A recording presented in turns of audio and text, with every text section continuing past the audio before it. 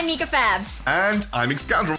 And welcome to the Wild Rift Region Breakdown. We had a blast this year watching teams from around the world develop their playstyles and hone their strategies in Wild Rift's Year Zero.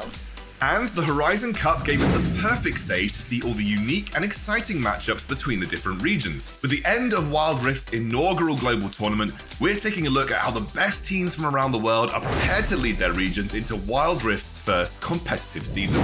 Representing the colorful and diverse region of Latin America was Ebro Gaming from Argentina.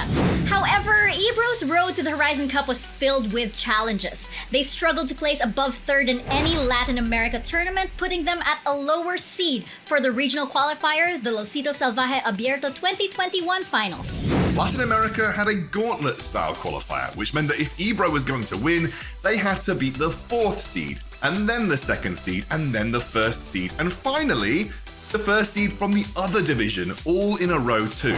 With perseverance, passion, and their pride on the line, Ebro Gaming managed to beat all of them back-to-back, climbing through the gauntlet and taking Latin America by storm. And to do all this, they mastered their style of controlled chaos. While the other top teams from Latin America like Leviathan Esports and Naguara team played a more standard teamfight style around their mid laners and dragon laners, Ebro Gaming favored a chaotic skirmish style around their Baron laner Heish. With creativity galore, Ebro rewrote the rulebook on Wild Rift, mixing up lane assignments, using alternate jungle pathing, anything they could do to throw off their opponents. And it was in these situations that Ebro consistently capitalized against their enemies. With fearless engages, aggressive rotations, and some of Heish's mechanics, Ebro used their unpredictable skirmishing prowess to surpass their limits and take Latin America's spot at the Horizon Cup. While they did manage to win their region, Latin America's international results have been inconsistent in the very large ocean of mobile gaming. With powerhouse regions China and Southeast Asia getting 2 teams apiece at the Horizon Cup, it was fair to say that Ebro were the underdogs. But, just like in their regional qualifier, they didn't let being the underdogs hold them back. Their chaotic style led to some insanely close team fights despite massive goal deficits in their series versus Europe's Team Queso. And in their games versus Team Secret, Heish showed Latin America's mechanical skill by solo killing Azar, while Kite and Tix showed their mastery of the crazy situations with an insanely clean 2v4 kill onto Team Secret's Chewy. However, in the end, their chaos proved to be too much for them to control, and they failed to make it out of their group. While some people might say that Ebro Gaming's style is cheesy or gimmicky, they're missing the bigger picture.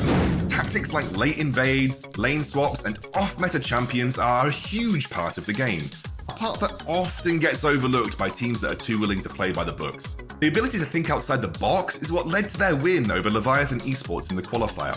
It's what gave Heish his lead on Renekton to carry them to their first win at the Horizon Cup versus Sengoku Gaming. And it's what pushes Wild Rift further as teams like Ebro Gaming force the meta to evolve. And that's really the takeaway for their opponents that played against them at the Horizon Cup.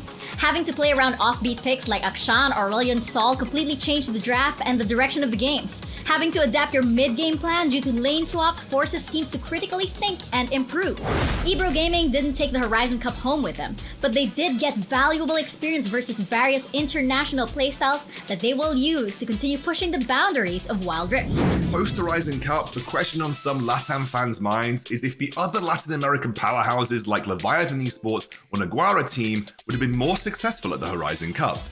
Ebro's destructive style dazzled their enemies in the Lolcito Abierto final, but perhaps the more objective-focused style of Mexico's Naguara team, who went 12-0 in the LATAM North Closed qualifier, or the map control style of Argentina's Leviathan Esports, would have helped LATAM go a bit further at the Horizon Cup. Well, we can only speculate. 2021 is hindsight after all. What is guaranteed is that in 2022, LATAM will continue to shine as one of the most creative and diverse regions in competitive Wild Rift esports. If teams across the region continue to push the envelope while incorporating lessons learned from the international experience of the Horizon Cup, the future is bright for Latin America Wild Rift pros. And as Wild Rift is poised to become more competitive as an esport in its first season, teams that fail to grow will quickly fall behind. The consistency may turn into predictability, while the creativity of Latin American contenders like Ebro, Naguara Team, and Leviathan Esports will continue to push their limits. There's one thing that we can say about Ebro Gaming and Latin America in Wild Rift Esports. is that their future is impossible to predict.